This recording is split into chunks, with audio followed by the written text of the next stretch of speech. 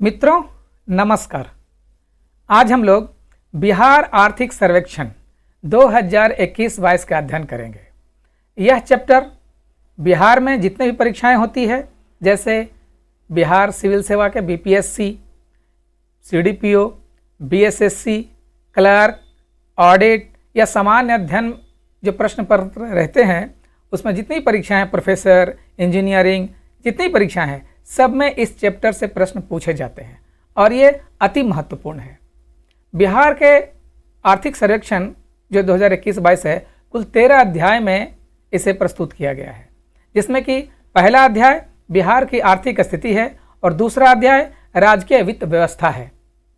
तो हम इस पार्ट में, इस वीडियो के इस पार्ट में पहला और दूसरा अध्याय लेंगे और जो अगला पार्ट है, तीसरा से लेकर के 13वां तक, वो हम लोग आगे के पार्ट में लेंगे, क्योंकि वीडियो बहुत लंबा हो जाएगा।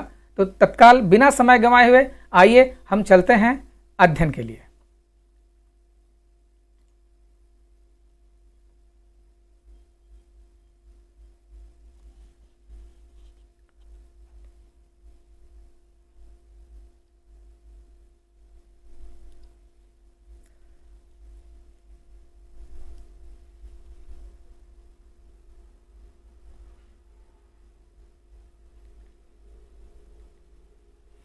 बिहार के उप मुख्यमंत्री सह वित्त मंत्री तारकिशोर प्रसाद ने 25 फरवरी 2022 को, यानी कि बिहार के जो उप मुख्यमंत्री हैं और वित्त मंत्री हैं, ये जो हमारा आर्थिक सर्वेक्षण है, तारकिशोर प्रसाद ने प्रस्तुत किया है।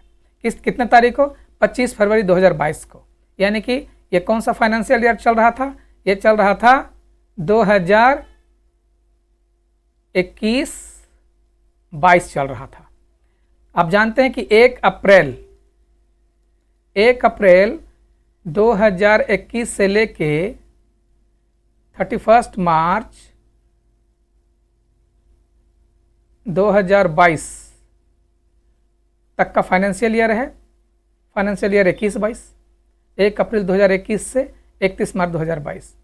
तो ये इसी फाइनेंशियल ईयर में 25 फरवरी 2022 को यह 16वां आर्थिक सर्वेक्षण था। 2021-22, चूँकि 21-22 फाइनेंशियल ईयर में प्रस्तुत किया गया है, इसलिए इसका नाम है 21-22। लेकिन इसमें जो रिपोर्ट प्रस्तुत की जाती है वो 20-21 की प्रस्तुत की जाती है, क्योंकि 21-22 तो अभी समाप्त नहीं हुआ, अभी फरवरी ही है। ये समाप्त होगा 31 मार्च को। तो जो फाइनेंशियल ईयर चल रहा है उसका सर्वेक्षण कैसे प्रस्तुत कर सकते हैं? तो 1 साल पहले का रहता है। जिस फाइनेंशियल ईयर में प्रस्तुत किया जाता है जो आर्थिक सर्वेक्षण, तो उसके 1 साल पहले का जो फाइनेंशियल ईयर है, जैसे 2021-22 है, यह 1 अप्रैल 2020 से 31 मार्च 2021, इस फाइनेंशियल ईयर तक की ये जितनी भी घटनाएं, आर्थिक गतिविधियां होती है पूरे राज्य में, उस गतिविधियों को लिया जाता है और उसका आर्थिक सर्वेक्षण प्रस्तुत किया जाता है। तो इसमें है कि इसमें मात्र जो सकल राज्य घरेलू उत्पाद हैं, जो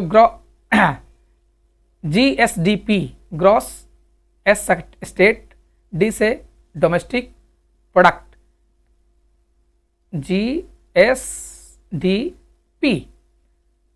gross state domestic product 2020-21 financial year में, इस फाइनेंशियल ईयर में है ना 2.5% बढ़ा है, जो राष्ट्रीय औसत से बेहतर है। आप जानते हैं कि इसी दौरान कोरोना महामारी चल रही थी और उसी 2020-21 में भारतीय अर्थव्यवस्था में, पूरे इंडिया में 7.5% की गिरावट आई थी, जबकि बिहार में 2.5% से बढ़ा है।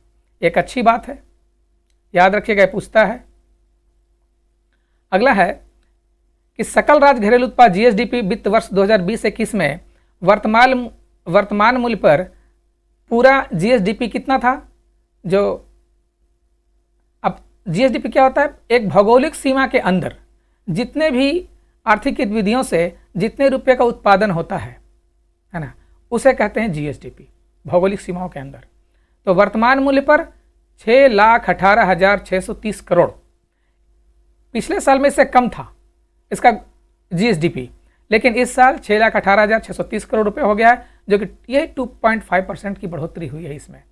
पिछले साल 2% कम थी, इस बार बढ़ गया है और स्थिर मूल्य पर 4,19,880 करोड़ रुपया हो गया है। और इसी में पूरे इंडिया जो है, इंडिया में 7.5% माइनस में गया है, ये ऋणात्मक है इंडिया वाला।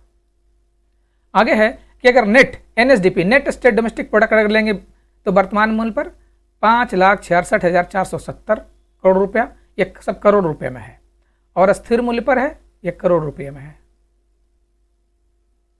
और स्थिर मूल्य पर 3,79,550 करोड़ रुपया। अगला देखते हैं, सारा इंपॉर्टेंट है। 2020-21 में सकल राज्य घरेलू उत्पाद में विभिन्न क्षेत्र का हिस्सा क्या है? प्राथमिक क्षेत्र में कितना हिस्सा है? 19.2%, और द्वितीय क्षेत्र, प्राथमिक जानते हैं कृषि एवं पशुपालन वगैरह आते हैं प्राथमिक क्षेत्र में, द्वितीय क्षेत्र में उद्योग आते हैं, जो कि उसमें जो हिस्सा है वो है 19.5%, यानी कि प्राथमिक से ज़्यादा इसका हिस्सा है। और तृतीय क्षेत्र सेवा क्षेत्र आता है, इसमें 61.2% का हिस्सेदारी है पूरे GSDP, मतलब 6,18,000 जो करोड़ है आपका पूरा GSDP, 6,18,630 करोड़ रुपया, इसमें हिस्सेदारी है, परसेंटेज से कहेंगे तो 19.2% प्राथमिक क्षेत्र का, 19.5% द्वितीय क्षेत्र का, और तृतीय क्षेत्र का 61.2%। 2020-21 में विभिन्न क्षेत्रों में वृद्धि क्या हुआ? प्राथमिक क्षेत्र में पिछले साल से 2.3% की वृद्धि हुई, द्वितीय क्षेत्र में 4.8% की वृद्धि हुई, और तृतीय क्षेत्र में 8.5% सर्वाधिक वृद्धि हुई वृद्धि के मामले में, है ना। और तृतीय क्षेत्र में योगदान भी ज़्यादा है और वृद्धि भी ज़्यादा है। आगे हम लोग लेते हैं बिहार का प्रति व्यक्ति। आप जानते हैं कि GSDP में अगर हम पूरे पॉपुलेशन से, जनसंख्या से भाग देंगे तो प्रति व्यक्ति आय निकल जाएगा। अब देखिए कि बिहार का प्रति व्यक्ति आय 2020-21 में कितना है? फाइनेंशियल ईयर 20-21 में 50,555 रुपया है, ये 50,555 रुपया प्रति व्यक्ति आय है, और स्थिर मूल्य पर 34,314 रुपया प्रति व्यक्ति आय है। करीब पिछले साल ये था 49,272 रुपया, इसमें वृद्धि हुई है 1,283 रुपया की प्रति व्यक्ति आय, एक साल का पूरा वृद्धि है इनकम में। हालांकि कहीं कहीं मैं ये भी पढ़ा था पिछले साल, पता नहीं आप लोग, मुझे डाउट था इसलिए मैंने लिख लिया यहाँ पर। हालांकि आर्थिक सर्वेक्षण में यही वाला फिगर है, जो आर्थिक सर्वेक्षण जारी हुआ है, जो पुस्तक है मोटी वाली, उसमें ये फिगर है, बट ये भी कहीं पढ़ा था, आप लोग चेक कर लीजिएगा और कमेंट करिएगा वीडियो में। तो ये 50,555 ये वित्त वर्ष 20-21 में प्रति व्यक्ति आय है, और 34,314 प्रति व्यक्ति आय स्थिर मूल्य पर है। अगला पॉइंट है कि सर्वाधिक प्रति व्यक्ति आय वाला जिला पटना है, जिसमें कि 1,31,000 रुपया एक साल प्रति व्यक्ति में, एक साल का उसका आय है। और न्यूनतम प्रति व्यक्ति आय वाला जिला शिवहर है, 19,000 रुपया। तो शिवहर का 7 गुना है पटना का प्रति व्यक्ति आय, और शिवहर का पटना से 7 गुना कम है। अगला है कि 2020-21 के बीच मुद्रास्फीति की दर ग्रामीण में 2.8%, शहरी में 4.9% और समग्र में 3.1%। ये पूछ सकता है कि मुद्रास्फीति समग्र रूप से कितना रहेगा, तो 3.1%। अब वित्त व्यवस्था में आते हैं, जो चैप्टर अध्याय 2 है, ये अध्याय 2 यहाँ से शुरू होती है। अध्याय 2 यह है 2020-21 फाइनेंशियल ईयर में बिहार सरकार की कुल प्राप्ति कितनी हुई थी? 1,64,903 करोड़ रुपया। और उसमें से अगर 1,64,000 में से राजस्व की प्राप्ति यानी टैक्स से पैसा कितना प्राप्त हुआ था? 1,28,168 करोड़ रुपया, यानी कि पिछले साल से 3.2% की वृद्धि हुई थी। और पूंजीगत प्राप्ति कहाँ से हुई थी? कुछ प्रॉपर्टी बेच करके या फिर किसी ब्याज वगैरह से जो इनकम हुआ है, इंश्योरेंस वगैरह से इनकम हुआ है, वो जो है पूंजीगत प्राप्ति 35 करोड़ रुपया, जिसमें कि 25.9% की वृद्धि हुई है। ज़्यादा वृद्धि पूंजीगत प्राप्ति से ही हुई है। और रेवेन्यू टैक्स से जो है, जैसे कि कोई लैंड लिखवाता है, ज़मीन की रजिस्ट्री करवाता है, तो वो सबसे टैक्स जो है राजस्व की, जो भी स्टेट का, राज्यों के जो इनकम का स्रोत है, जैसे कि भूमि राजस्व, भू राजस्व और भी है, तो उससे 1,28,168 करोड़ रुपया, जिसमें कि 3.2% की वृद्धि हुई है। पूंजीगत प्राप्ति 36,735 करोड़, इसमें 25.9% की वृद्धि हुई है। अगला पॉइंट है कि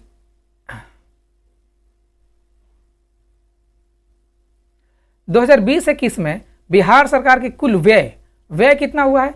1,65,696 करोड़ रुपया। ये जीएसडीपी का 26.8% है। अब देख लीजिए, आय कितना था?